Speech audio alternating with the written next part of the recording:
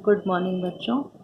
आज हम फिर से अपने विषय हिंदी के पाठ 10 एक छोटी सी कहानी की तरफ चलते हैं जिसका नाम है समानता। चलिए पहले इसको पढ़ते हैं हम ध्यान से। रविवार का दिन था। आस-पास के लड़के लड़कियां बाग में खेलने के लिए इकट्ठे हुए थे। आप यहाँ देख रहे हैं लड़के और लड़कियां, ये दोनों ही बहुवचन है और इसके साथ ये पुल्लिंग है, ये स्त्रीलिंग है। लड़का बहुवचन लड़के, लड़की बहुवचन लड़कियां। तो यहाँ पे ये क्या क्या है, एक तो बहुवचन है, पुल्लिंग है, ये भी बहुवचन है, स्त्रीलिंग है। ठीक है, तो हमें भाषा का जो गहना होता है वो व्याकरण होता है। तो हमें पाठ में कई जगह इसकी उपयोगिता मिलती है। तो यहाँ पे हम देखेंगे आगे। आसपास के लड़के लड़कियां बाग में खेलने के लिए इकट्ठे हुए थे। मंजुला बोली। अब देखिए यहाँ पे ये इसको हम कहते हैं अल्प विराम। फिर यहाँ पे ये दोहरा उद्धरण चिन्ह शुरू हो गया। मंजुला ने क्या बोला वो जैसे का तैसा लिखा गया है और वो ये पूरी लाइन और प्लस यहाँ तक उसने बोला। तो जब उसका कथन खत्म हुआ तो पूर्ण विराम के बाद ये उद्धरण चिन्ह यहाँ पे बंद होता है। अब हम पढ़ते हैं मंजुला क्या बोली। मंजुला बोली, यह बाग कितना सुंदर है, चारों तरफ हरियाली ही हरियाली है। तरह तरह के फूल पौधे लहलहा रहे हैं। शाम को घूमने आए बुजुर्ग श्री परमानंद जी बच्चों की बातें सुनकर उनके पास आए। उन्होंने कहा, अब परमानंद जी ने भी क्या कहा, वो यहाँ पे अल्प विराम और उसके बाद दोहरा उद्धरण चिन्ह। और फिर कैसे शुरू हो रहा है, बेटी यह बाग भी अपने भारत जैसा ही है। बेटी के बाद फिर यहाँ पे अल्प विराम।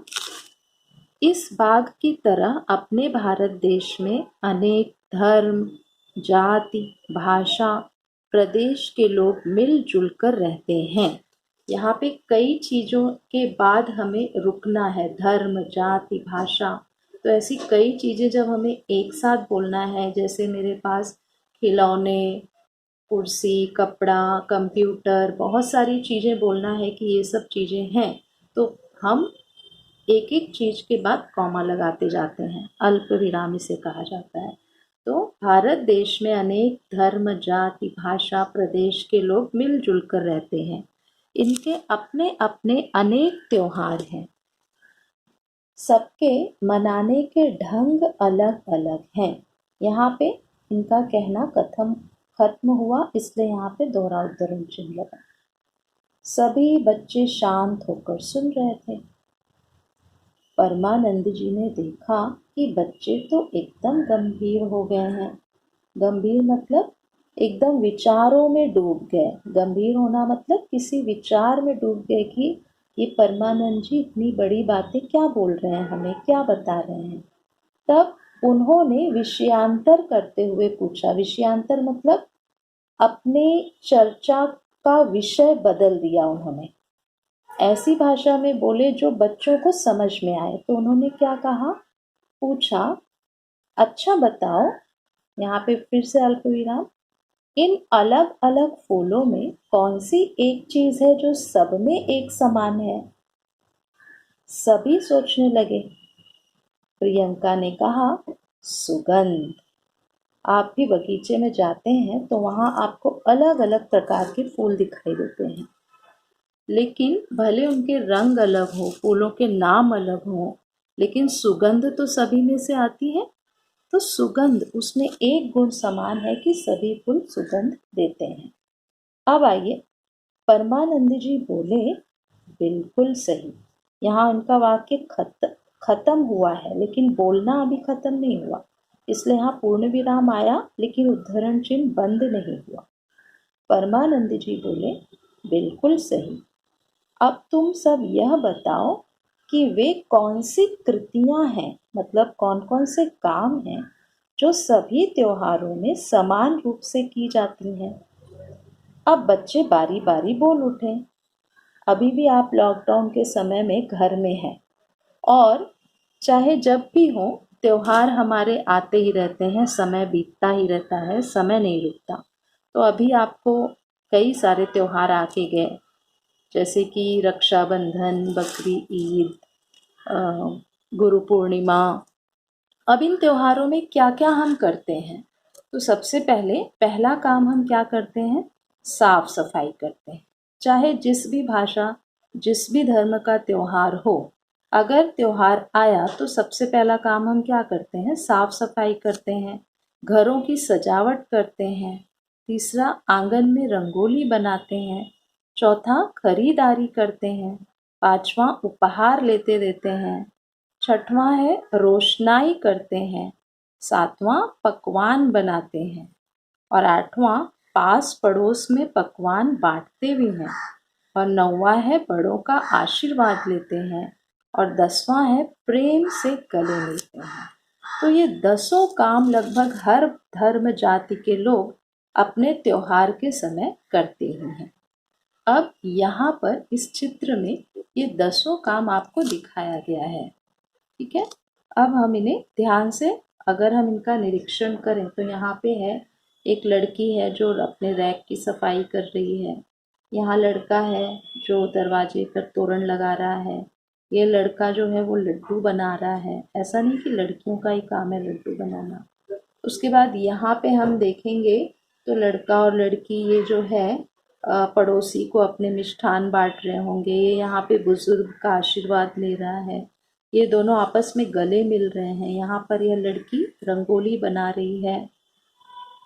यहाँ पे यह लड़की अपने बुजुर्ग दादाजी को मिष्ठान या गिफ्ट दे रही है। और उसके बाद यहाँ खरीदारी हो रही है।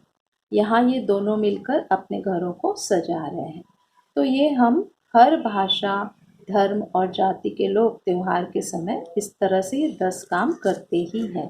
तो परमानंद जी इन होनहार बच्चों की विविधता में एकता का भाव को देखकर बहुत प्रसन्न हुए और सभी को शुभ आशीष देते हुए घूमने के लिए चल पड़े। अर्थात होनहार बच्चे, होनहार मतलब जो लगभग हर गुण से संपन्न हो, अर्थात बातचीत करने में अच्छे हों, व्यवहार में अच्छे हों, पढ़ाई लिखाई में अच्छे हों, आलस्य न हो उनमें, तो उन्हें हम होनहार बच्चे कहते हैं।